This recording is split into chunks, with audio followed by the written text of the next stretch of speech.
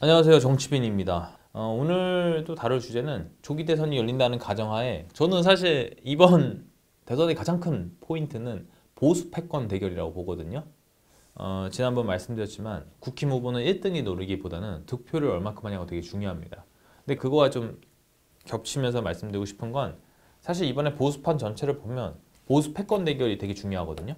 그러니까 이게 17년도랑 어떻게 보면 비슷하면서 달라요. 17년도도 대선에서 이제 당시 이제 한국당이 바른정당이나 보수 패권을 갖고 겨뤘잖아요. 근데 홍준표 후보 개인기에 완전 밀려서 유승민 후보가 완패를 했죠. 그때 이제 바른정당의 개혁 보수를 외치면서 나왔는데 결국에는 전통적 보수 지지자들이 자유한국당에게 표를 줬습니다. 이번에 좀 비슷하죠. 국힘과 개혁신당 대결. 그러니까 비슷하면서도 다른 게 우선 비슷한 거는 전통 보수 대 개혁 보수 구도입니다. 일단 개혁신당 당연히 이준석 후보 나온다고 하죠. 이게 3월 말인가만 이상 넘어가면 본인 나이가 된다고 해서 나올 수 있다고 하거든요. 저는 사실 이 후보가 좀 나중에 얘기를 할 줄 알고 이 방송에서도 무조건 나와야 된다라고 얘기를 하려고 했는데 이렇게 빨리 선언할 줄 몰랐어요. 그러니까 자기는 날짜만 되면, 그러니까 나이만 되면 나가겠다 이렇게 얘기를 했으니까 이 후보 아마 이렇게 생각할 겁니다. 1등은 당연히 좀 쉽지가 않니 보수당 패권 경쟁에서 이길 거다. 이게 좀 이것까지 좀 거슬러 가야 될 것 같은데 우리나라가 3당, 세 번째 당이 거의 다 실패를 했고 이제 남아있는 건 양당뿐이 없잖아요. 근데 왜 이 후보가 개혁신당을 만들었을까? 이게 조금 세 번째 당을 만들기보다는 쉽게 말하면 본인들이 국민의힘을 제치고 보수의 본류가 되고 싶은 겁니다. 그러니까 그 당이 아니라 이제 새로운 보수의 흐름을 갖고 싶은 거죠. 그러니까 보수당 외에 다른 보수당을 만들고 싶은 건 거죠. 그러니까 아직까지는 나름 잘 왔죠. 본인도 당선이 됐고. 근데 이제 보면 사실 개혁신당은 윤 대통령이 정상적으로 임기를 못 맞춰야 기회가 오는 상황이었죠. 본인도 그 생각까지 다 하고 나왔을 테니까 이준석 대표도. 근데 이제 정상적으로 임기를 맞추면 아무래도 국힘보다는 경쟁력이 떨어질 테고 표를 나눠 먹는다 생각이 들 테니까. 근데 본인들이 지금까지 개혁 보수를 외치면서 왔고 여기서 국힘보다 훨씬 많은 지지율을 받아야 저는 본인들이 원하는 본류가 될 수 있는 가능성이 조금이라도 생긴다고 봅니다.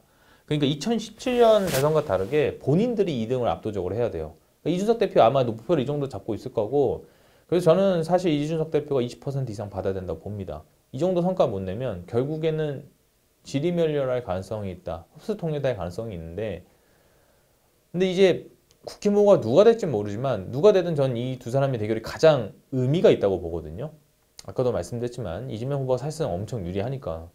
근데 그렇다면 이 부분을 봐야 됩니다. 저는 지난번에 그래서 전통보수표로 끌어모기 좋은 후보가 좀 후보로, 국민의 후보로 될 가능성이 높고 나경원 대표가 좀 적합하다 보고 있고, 저는 근데 이제 국힘이 선거를 잘해서 정말 1등 되려고 생각을 하면 안철수 의원 정도까지는 내보낼 수도 있을 것 같아요. 유승민 의원은 너무 좀 반대가 심할 것 같고, 근데 이제 누가 내보내 쉽지는 않죠.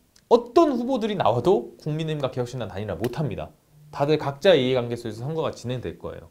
그래서 보면은 여러분들도 이런 부분 유심해서 보시면 더 선거가 재밌을 것 같고, 추가적으로 요즘 나온 거죠.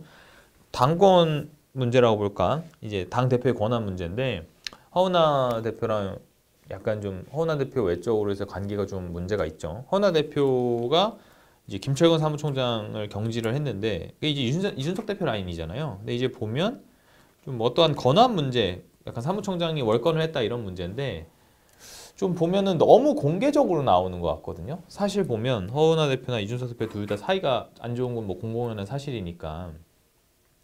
그래서 좀 이거를 공개적으로 푸는 방식이 이준석 대표 스타일이긴 하지만 이 얘기를 좀 들어보니까 이게 몇 달 전부터 얘기라고 하긴 하는데 좀 이렇게 좀 쌓여있던 게 좀 어쨌든 서로가 좀 양보를 해야 될 것도 있는 것 같아요. 그냥 제가 삼자가 보기에는 그게 안 되면 너무 지금 이제 대선 시작도 안 했는데 좀 문제가 생기지 않을까. 근데 이게 모양새가 제일 안 좋은 게 뭐냐면 이준석 대표 본인이 약간 외부 압력에서 쫓겨났었잖아요. 어쨌든 그 국민의힘 당대표에서.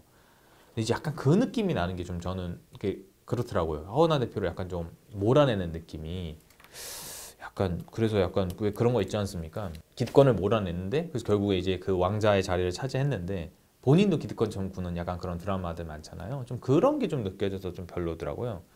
어쨌든 둘 다 좀 양보를 해서 가야 개혁신당도 좀 전열 재정비를 하고 갈 수 있지 않을까 싶고요.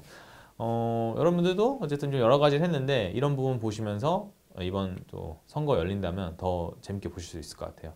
연말입니다. 감기 조심하시고 내년에 뵙겠습니다. 감사합니다.